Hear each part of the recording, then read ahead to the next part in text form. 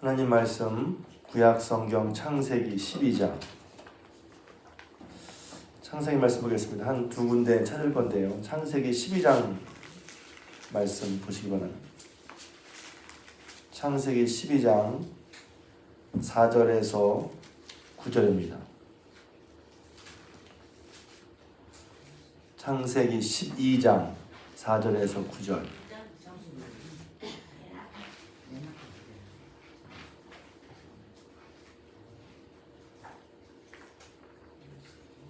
네, 구약성경 14페이지입니다.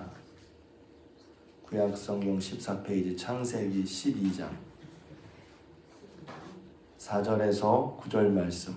제가 함께 읽은 말씀은 이제 우리가 흔히 믿음의 조상이라고 부르는 아브라함이, 여기서 아직 아브라함이 아니라 아브람이죠. 성경을 이제 자세히 읽다 보면 신기하고 재밌는 게 많은데 아직까지 이름이 아브람이죠. 아브람. 그 아브라함이 나중에 아브라함, 하나님이 아브라함의 이름을 아브라함으로 바꿔주시고 사레를 사라라 바꿔주시죠. 그러니까 그거 전에 있었던 일이에요. 그러니까 이제 제가 저도 저와 여러분도 예수를 믿는데, 하나님을 믿는데, 하나님 믿으면서 하나님 믿고 살아가는 가운데 이제 이런저런 일이 혹은 일이 벌어진단 말이죠. 네, 그럴 때 제가 이제 아브라함이 위대한 믿음의 출발을 했는데, 그래서 위대한 믿음의 출발을 한 아브라함이 삶의 특징이 뭘까 했더니, 가는 곳마다 큰 사건이 있을 때마다 제단을 쌓고 하나님의 이름을 부르는 거였어요. 그 창세기 12장, 13장 두 장인데, 성경은 뭘 말하냐면, 이제 저희 오늘의 관심은 아브라함이 어떻다, 되게 중요한데, 또 하나님의 약속도 되게 중요하지만, 아브라함이 가는 곳마다 제단을 쌓고 여호와의 이름을 불렀다는 거예요. 그냥 주술적인 것이 아니라 그를 만나서 그에게 복을 약속하시고 또 그를 이제 약속한 땅으로 부르신 하나님, 그 하나님을 믿고 가면서 이제 처음에 제가 설명을 드리면, 처음에는 내가 내게 지시할 땅으로 가라. 그 땅이 어딘지도 몰랐다가 이곳이다, 하나님이 일러주신 거죠. 가나안 땅에. 그래서 거기서 제단을 쌓았다면 오늘 말하면 예배를 드렸다는 것이죠. 그러니까 예배가 우리는 그냥 주일날 이제 딱 정해져서 예배가 하는 것이지만, 예배라고 하는 것은 하나님을 찾고 하나님을 부르는 대표적인 우리 행위 가운데 하나예요. 그냥 예배가 와서 설교 듣고 가는 게 아니라 하나님을 찾고 하나님을 만나고 하나님을 부르는 행위가 예배란 말이에요. 그래서 하나님 예배를 통해서 만나주시니까, 주보에 보면 예배를 통해 하나님을 만난다는 말을 하고 있죠. 무슨 들어서 지식을 쌓는 시간도 아니고, 무슨 들어서 또 이렇게 해야 되는 걸 아는 시간이 아니라 하나님을 만나는 시간인 거예요. 그러니까 만난다는 것은 책 속에 무슨 지식이나 정보를, 얘기를 아는 것이 신앙이 아니라 하나님과의 만남 속에서 하나님을 따라가는 것. 제가 강조하는 것 중에 하나입니다. 그러니까 아브라함이 이제 읽지는 않지만 12장 앞부분에서 하나님이 아브라함에게 나타나셔서 내가 너를 복으로 삼고 복되게 해줄 테니까 떠나라. 그러니까 이제 우리가 읽은 말씀, 아브라함이 여호와의 말씀을 따라갔거든요. 성경 읽다 보면 이때는 이 부분이 별로 중요한 것 같지 않은데, 성경을 계속 읽다 보면 그 믿음의 출발이 너무 복되는 거죠. 여기서 출발 안 했으면 이 뒤에 아브라함은 없는 거란 말이에요. 그래서 그때 보면 뭐라 그럴까요? 위대해 보이진 않지만 정말 놀라운 것이 믿음의 출발이란 말이에요. 주님의 말씀을 듣고 주님을 만나서 주님을 따르기 시작하는 게 우리 삶에 놀라운 역사를 일으키는구나. 그리고 뿐만 아니라 출발을 했는데, 출발해놓고서 그러면 출발했으니까 끝인가? 아니에요. 가는 곳마다. 그러니까 저는 그래요. 왜냐하면 믿음을 산다는 것은 놀라운 출발이지만 그 과정은 녹록지가 않거든요, 사실은. 왜냐하면 당장 떠나는 것부터 그래요. 떠난다는 말이, 제가 믿음은 떠나는 거구나. 왜냐하면 어제도 제가 말씀드렸지만, 하나님 말씀을 듣고 우리의 믿음의 지평, 범위라든가 생각이 넓어지고 깊어지거든요. 왜냐면 처음에 믿음을 다 알 수가 없어요. 누굴 봐도 마찬가지예요. 처음부터 예를 들면 뭐 누가 우리가 가끔 천재 같은 사람이 있잖아요. 그래서 하나를 하면 뭐 다 알고 다 아는 것처럼. 그런데 아무리 천재라도 다 알 수 없어요, 인생을.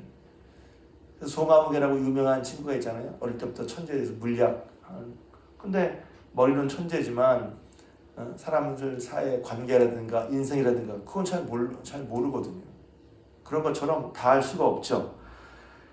그래서 이제 아브라함이 하나님을 만나서 이제 신앙의 출발을 했는데 떠났는데 떠나고 보니 사실은 편안한 곳으로 보면 떠나는 삶이 아니라 가만히 머물리는 삶이 편하죠.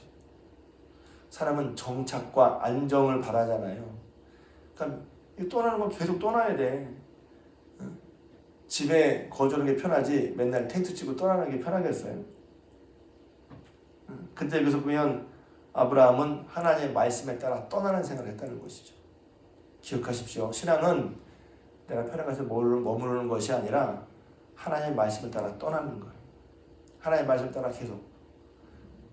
그래서 사람들 보기에는 정처 없지만 그럼 우리에게는 분명한 목표가 있죠. 하나님과 함께 하는 거란 말이죠.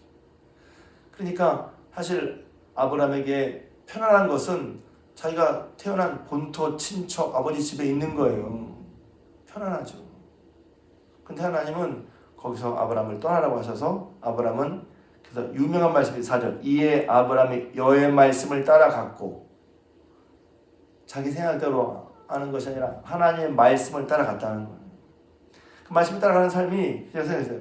말씀 따라가는 삶이 쉽지 않았을 거다. 왜냐면 그 자체 그냥 집에 있으면 편하잖아. 근데 하나님이 지시한 땅으로 가니까 그 땅으로 가는 것 자체가 사실은 편안함보다 뭐 여러 가지 신경 쓸 일, 뭐 준비해야 될 일, 또 어떤 일을 벌일지 모르니까 그런 부담감이 있단 말이죠.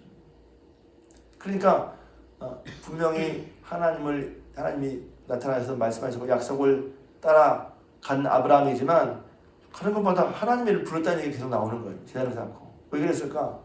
하다 보면 이제 여러 가지 수고와 고생 때문에 마음이 약해지고 이런저런 생각이 나지 않았겠어요? 이건 제 경험을 좀 생각해요. 분명히 살아계신 하나님을 만났고 그 하나님이 약속하셨고 그 하나님 복을 삼아주신다고 말씀하셨지만 그 과정 속에 우리의 마음은 때로 뭐랄까 약해져 간달까요? 쓰러져 간달까요? 그것이 또 사람이기도 해요. 어떤 사람이 나는 절대로 안 변해. 내 마음 굳은 사람이 있죠. 그런데 사람이라면 뭐 누가 보기에 다른 보기에 내 마음이 굳게 보이기 쉽지만 다 이런저런 일로 우리 마음이 쓰러지거나 약해지거나 변하거나 하기 쉬운 거예요. 또 사람이란 말이에요. 그래서 이제 또 좀 다른 얘기지만 성경을 통해서 사람이 뭐냐 해도 볼 수 있어요. 사람이 뭐냐. 성경은 제가 종종 얘기하는데 만물보다 심히 부패한 것이 사람의 마음이라고 했잖아요. 심히 부패한 것. 금방 변하고 상하기 쉬운 게 사람의 마음이라는 말이에요. 야, 나를 믿어. 내 마음 믿어. 이렇게 말하는 건 아니에요. 물론 우리는 약속을 했거나 약속한 건 지키려고 당연히 애쓰고 해야죠. 그렇지만 또 한편으로 사람은 그렇게 변하기 쉬운 거란 말이에요. 그러니 하나님의 말씀 듣고 이것이 복되려고 떠났는데 그 말씀 따라서는 과정이 결코 쉽지 않은 거죠. 그러니까 뭐합니까? 저렇게 해서 그가 큰 사건이 있을 때마다 하나님의 이름을 부른단 말이에요. 8절에 거기서 동쪽 산으로 옮겨 장막을 치니 서쪽은 베델이요 동쪽은 나이라. 그가 그곳에서 여호와께 제단을 쌓고 여호와의 이름을 부르더니 그랬어요. 참 인상적이었어요. 저는 뿐만 아니라 제가 읽다 보니까 그 뒤에 또 나오는 거야. 13장 1절에 여기서 이제 어떤 일이냐면 애굽에 내려갔다가 얘기하면 너무 기니까 간단히 애굽에 내려갔다가 자기 아내 사례를 자기 누이라고 속여서 자기가 남편이라고 자기 죽이고 자기 아내 사례를 데려갈까봐 내 누이라고 속여서 그래서 이제 애굽 바로 왕에게 아내를 잠깐 뺏겼었어요. 그러다가 하나님이 이제 바로 혼내줘서 다시 이제 사례를 돌려받고 이제 선물도 많이 받아서 다시 나오면서 그 아브라함이 애굽에서 나오면서 그 아내와 모든 소유와 롯과 함께 네겝으로, 네겝은 이제 사막 애굽 근처에 있는 위에 쪽에 있는 사막 지역이에요. 근데 흔히 네겝 사막 그러는데 올라가면서 다시 그러니까 이제 사실은 이 얘기가 뭐냐면 자기 생각대로 여기는 가나안 땅에 기운이 들었는데 저쪽에 살기 좋을 것 같거든. 하나님은 가나안 땅에 있으라고 했는데 그러니까 하나님께 묻지도 상의하지도 않고 그냥 자기가 자기 보기에 살기 좋은 일을 그냥 갔단 말이에요. 상의도 하지 않고. 그러다가 이제 얼마 다시 돌아온 다음에 뭔가 깨달았겠죠 이제. 그런 다음에 다시 와서 뭐 하냐면 4절. 그가 13장 4절 그가 처음으로 제단을 쌓은 곳이라 그가 거기서 여호와의 이름을 불렀더라. 그러니까 큰 사건마다 깰 때마다 하나님께 제단을 쌓고 예배하면서 하나님을 불렀단 말이에요. 신앙은 하나님과 동행하고 제가 그랬죠. 주님과 동행하는 거예요. 그냥 그게 맞아요. 동행하는 그 증거가 나타나는 게 뭐냐면 예배로 나타나죠. 물론. 그래서 이제 여러분이 왔다 갔다 하는 것도 들릴 텐데 예배가 중요하죠. 그런데 예배에 하나님과 동행하는 거 없이 그냥 듣고만 간다, 알고만 간다 하는 게 아니라 예배드리는 우리의 마음이 하나님을 찾고 하나님을 부르는 마음으로 예배를 드리면 하나님께서 예배 과정을 통해서 예배를 통해서 예배 자체가 신령한 건 아니에요. 위험한 말일 수 있죠. 그 속에 그 가운데 하나님이 계셔서 예배가 은혜로운 거지. 우리의 행위 자체가 신령한 게 아니에요. 그 속에 하나님 역사. 기도도 마찬가지입니다. 기도는 되게 신앙적인 행위인데 하나님을 만나야 하나님의 음성을 들어야 하나님의 진정 매달려야 그 속에서 기도가 신령한 것이지 기도 자체가 종교 행위 자체를 잘한다고 신앙이 꼭 좋은 건 아니라는 말이에요. 그러나 신앙이 좋으려면 종교 행위가 있어야죠. 예배를 잘 드려야 신앙이 좋아지죠. 기도해야 신앙이 좋아지죠. 그러니까 딱 한마디로 말하기 어려울 수 있는데 그런 거란 말이에요. 근데 아브라함은 가는 곳마다 한 곳마다 하나님의 이름 부르고 주님을 찾아요. 그리고 그 뒤에 13장 뒤에 읽었던 곳에도 13장 18절도 이에 아브라함이 장막을 옮겨 헤브론에 있는 마므레 상수풀에 이르러 거주하며 거기서 여호와의 제단을 쌓았더라. 이것도 어떤 일이냐면 자기 조카 롯과 함께 왔는데 조카 롯과 롯이 서로 제사에 말하면서 서로 싸우고 다툼이 있으니까 롯과 헤어졌어요. 자기 동생의 아들인데 동생은 일찍 죽고 아들처럼 키운 롯인데 롯과 헤어지는 아브라함의 마음도 좋지 않았을 것 같아요. 그런 다음에 하나님 나타나서 다시 아브라함을 위로하시고 그런 상황 가운데 아브라함이 뭐 했냐면 다시 하나님께 제단을 쌓았어요.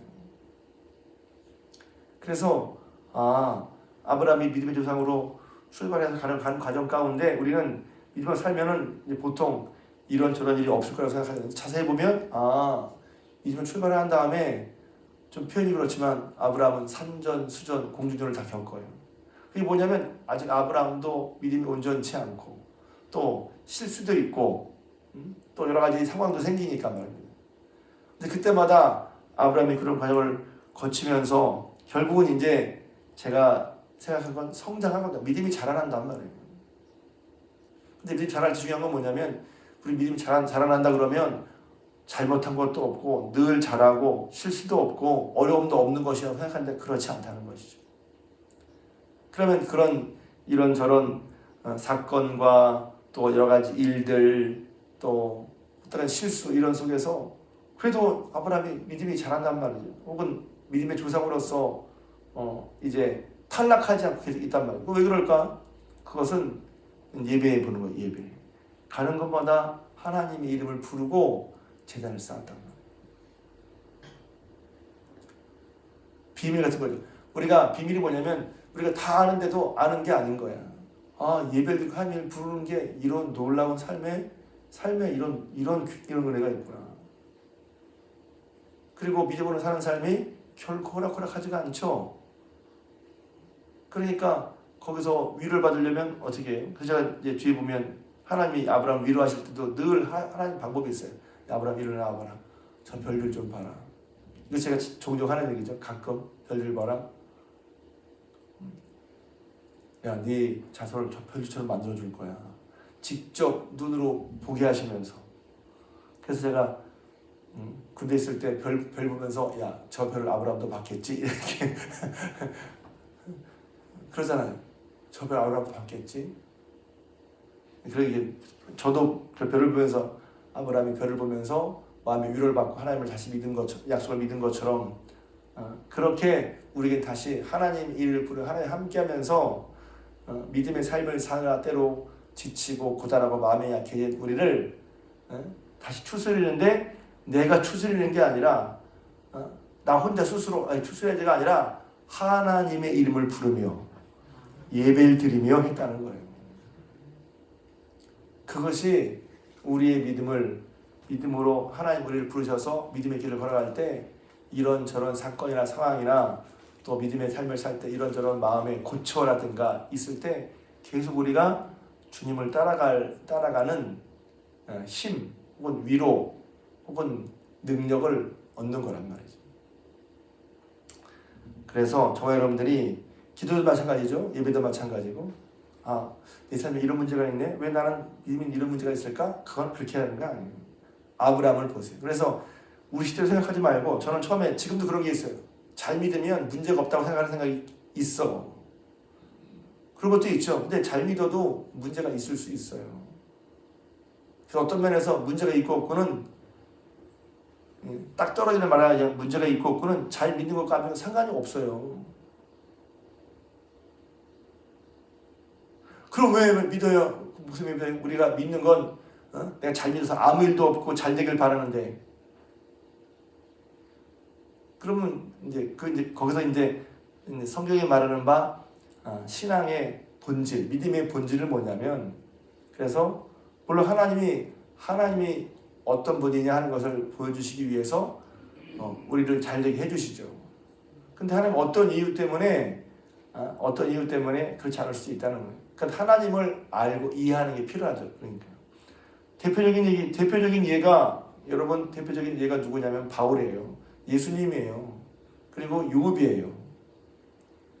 그러니까 우리 생각으로 딱 해서 왜 하나님 이렇지 할 게 아니라 하나님이 어떤 분인지 자꾸 알아가요. 그 신앙이 더 온전해지고 건강해지는 거죠. 사도 바울 같은 경우에 하나님 얼마나 많이 했어요. 근데 사도 바울의 일생을 잘 봐요. 그는 하나님의 그 큰 사랑을 알고 하나님 날 사랑하셔서 내가 의대로 일꾼 되었다고 하는데 일꾼 되면서 그런 성경을 보면 평생 유대인들의 핍박을 받았어요. 평생. 성경을 잘 읽어보세요. 가는 것마다 유대인들이 사도 바울을 못 잡아먹어서 끝까지 사도 바울을 힘들게 합니다. 그러면 그거 보면 사도 바울이 예수님 잘못 믿었나요? 그러니까 그런 게 아니라는 거죠. 사도 바울이 부자였어요? 그러니까 그럼에도 불구하고 저는 사도 바울이 하나님의 은혜와 사랑을 알고 위로와 평강을 얻고 빌립보서 보세요. 날마다 기뻐한다. 난 기쁘다. 이런 얘기하면서 결국 마지막까지 하나님 뜻 따르는 삶을 살았잖아요. 이게 왔다 가서 죄송하지만 그러니까 너무 하나가 되고 안 되고 이것도 이제 어릴 때는 못 그러죠. 하나 잘 되면 너무 좋아하다가 잘 안 되면 하나님 안 계신 것 같아 이렇게 그럴 수도 있잖아요. 근데 성경을 계속 읽다 보면 그런 것이 과정일 수 있구나 하는 것이죠. 그리고 그런 일이 있든지 없든지 하나님은 여전히 하나님이시고 그러면 그럴 때마다 하나님 이름을 부르고 찾는 것이 참 귀한 일이구나. 복된 일이구나 알게 되는 것이죠. 아브라함도 마찬가지잖아요. 지금 저희 여러분들이 다시 한번 그렇게 인생의 여러 일들 사건 속에 있을 때마다 또 마음이 지치고 또 힘들고 어려울 때마다 하나님의 이름을 부르고 예배할 때마다 하나님이 사람이 주시는 것이 아닌 하나님으로 말미암는 그런 위로가 또 그런 믿음이 또 믿음으로 말미암는 소망이 늘 여러분과 넘쳐서 우리가 넉넉히 주님 부르신 믿음의 길을 걸어가는 저 여러분들 우리 중학교 성도님 되시기를 주님의 이름으로 부탁을 드립니다.